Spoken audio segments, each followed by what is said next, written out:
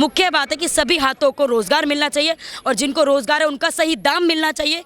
ये हमारी मुख्य डिमांड होती रही है। और बांग्लादेश में जिस तरीके से जो छात्र लगातार आंदोलन कर रहे हैं, उन्हीं के ऊपर जो बांग्लादेशी सरकार की छात्र लीग है वो बर्बरतापूर्वक उन पर दमन कर रही है। बर्बरतापूर्वक जो पुलिस दमन कर रही है, उनके साथ जो उनका संगठन के तौर पे, एकता के तौर पे वो छात्रों पे जो दमन कर रही है, उसका विरोध भी हम लोग आज दर्ज करने आए हैं।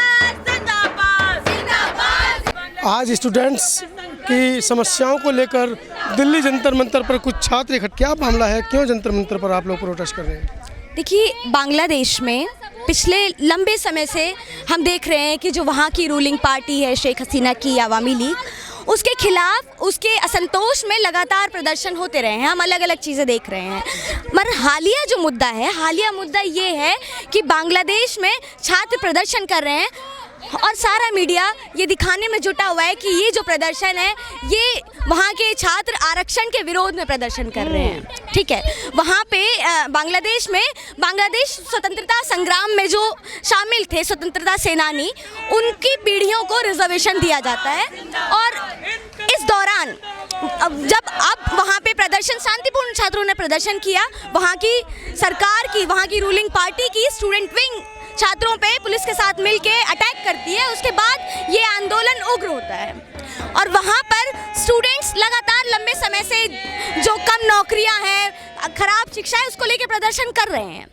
पूरी जो जॉब मार्केट है उसका सिर्फ 3% ही वहाँ पे सरकारी नौकरी है। आप लोग यहाँ पर जो इकट्ठा हुए हैं, छात्रों के रिजर्वेशन के सहमत में इकट्ठा हुए हैं या कोई और मामला है? देखिए, हमें ये समझने की बहुत ज़रूरत है कि मसला सिर्फ ये नहीं है कि रिजर्वेशन है। रिजर्वेशन अगर हटा भी दिया जाए तब भी सबकी समस्याएं खत्म नहीं होंगी।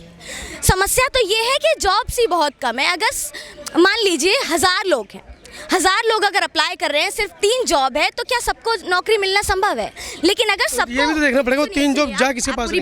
पूरी बात सुनिए। अगर 1000 के 1000 को नौकरी मिलती है तो कोई आपसे ये आके नहीं बोलेगा कि मैं ओबीसी हूँ, ये लीजिए मेरा कोटा और मुझे इसी के अंडर नौकरी चाहिए। मसला, आप एकदम सही कह रहे हैं कि जो 3 नौकरियाँ भी हैं वो किसके पास जा रही हैं। वो चीज़ है कि जो पहले से एक तबका आगे बढ़ गया है, नौकरियाँ उसी तक रह गई हैं। एक बहुत बड़ा हिस्सा जो नौकरी के लिए लड़ रहा है, पढ़ रहा है, वो अभी भी बहुत पीछे है। तो वहाँ पे जिस तरीके से शेख हसीना की सरकार ने छात्रों पे दमन किया है वो बहुत गलत है। हम उसके एकदम विरोध में हैं। छात्रों के ऊपर किसी भी तरीके का दमन हम बर्दाश्त नहीं करेंगे। हमारी यहाँ से मांग है कि नैतिक जिम्मेदारी लेते हुए शेख हसीना खुद से इस्तीफा दें, क्योंकि उनकी सरकार पिछले लंबे समय से कुछ भी चीज़ें संभालने में एकदम हमें नाकाम दिखाई देती है। तो लगभग कितने छात्र आपको लगता है प्रभावित हो रहे हैं वहाँ पर? देखिए, जो बातें सामने आई हैं या जिससे पता चला है, बहुत सारे करोड़ों छात्र जो नहीं भी हैं, एक्चुअली 3 करोड़ जो पॉपुलेशन है कि 3 करोड़ जो युवा है वहाँ का, वो ना ही उसे रोज़गार मिला है और ना ही वो शिक्षा में है। तो ये हालत है उस देश की जहाँ पे सिर्फ 17 करोड़ का पॉपुलेशन है, जिसमें 3 करोड़ लोग तो पीड़ित हैं। तो ऐसे छात्र अपनी परेशानियों को लेकर अगर सड़कों पे उतरना पड़ रहा है तो सरकार क्या कर रही है? हमारा सवाल उस सरकार से है जो छात्र अपनी मांगों को लेकर आगे आए हैं, जो बात करना चाह रहे हैं, जो सीधे सीधे जवाब मांग रहे हैं शेख हसीना से और उसकी सरकार से। तो क्यों उस सरकार ने चुप्पी बांधी हुई है? क्यों वो सरकार छात्रों को ही गलत ठहराकर उनको रजाकर बोल के साइड करना चाह रही है? क्या पूरी की पूरी सारी जनता है उस सब गलत है और सिर्फ शेख हसीना और उनकी सरकार सही है। अगर सरकार जनता के लिए काम सरकारें चुप्पी साधे बैठी हैं, आप लगातार इस तरह के मुद्दों पर प्रदर्शन कर रही हैं, जंतर मंतर हो या आर्ट फैकल्टी DU हो, हर जगह आप अपनी उपस्थिति दर्ज करा रही हैं। क्या कारण आपको नज़र आता है इन सब के पीछे कि छात्रों की अवहेलना जो हो रही है? देखिए, आज हमारा मुख्य कारण यहाँ पे शामिल होने का इसलिए भी है कि देश हो या विदेश हो, छात्रों के साथ जो समस्या है वो अभी मौजूद है। अगर बांग्लादेश के जो छात्र या युवा दोनों देखा जाए, सिर्फ छात्र नहीं, युवाओं को जो रोज़गार नहीं मिल रहा है, वो जो जिसकी गुजारिश सरकार के सामने बार बार करते हैं, बार बार उनसे गुजारिश करते हैं कि हमें रोज़गार दिया जाए, वो हम आज अपने भारत देश में भी देखते आए हैं। ये समस्याएं छात्रों के साथ हैं या पर्टिकुलर कुछ कैटेगरीज के छात्रों के साथ? देखिए, कैटेगरी तो देखा जाए तो और वंचित समुदाय से जो आ रहे हैं उनके साथ तो है ही है, छात्रों के साथ भी है, युवाओं के साथ भी है, सिर्फ एक कैटेगरी के साथ है ऐसा नहीं है। क्योंकि रोज़गार बिल्कुल ख़त्म होता हुआ नज़र आ रहा है, चाहे वो बांग्लादेश की सरकार के साथ हो रहा हो, चाहे भारत देश की सरकार के साथ हो रहा हो, वो सरकार रोज़गार को ख़त्म कर रही है। जैसे हमारे साथियों ने बताया कि गुजरात में 10 सीटों के लिए 1000 लोग आ रहे हैं, तो वो 1000 लोग में से 10 ही सीटों में रोज़गार मिलेगा। सरकारी जो सीटें हैं या सरकारी नौकरियों में सीमित होती जा रही हैं जो सीटें हैं। हमारी डिमांड ये भी है और हमेशा क्रांतिकारी युवा संगठन सीटों पर ज़्यादा विशेष रूप से ध्यान देते हुए बोलता रहा है कि सीटों में बढ़ोतरी होगी तो वो किसी भी OBC हो, SC हो, ST हो या किसी भी वंचित समुदाय से आने वाला छात्र या युवा क्यों ना हो, अगर सीट बढ़ेगी तो उनको उसमें रोज़गार में उनकी पहलकदमी होगी। हमारी ये मुख्य डिमांड है कि रोज़गारों को बढ़ाया जाए, रोज़गारों की संख्या जो सीट है उसको बढ़ाया जाए। तो जाहिर सी बात है, जैसे माधुरी जी ने बोला कि रोज़गार अगर 1000 लोग मांग रहे हैं तो 1000 लोगों को मिल जाएगा, तो कोई अपना SC और ST का सर्टिफिकेट या OBC का सर्टिफिकेट लेके नहीं आएगा कि हमें कोटे में दाखिल किए या हमें कोटे में रोज़गार दीजिए। जब भूख लगी है खाने की, खाना मिल ही जाएगा तो हम अपना किसी चीज़ का सर्टिफिकेट दिखाने नहीं आएंगे।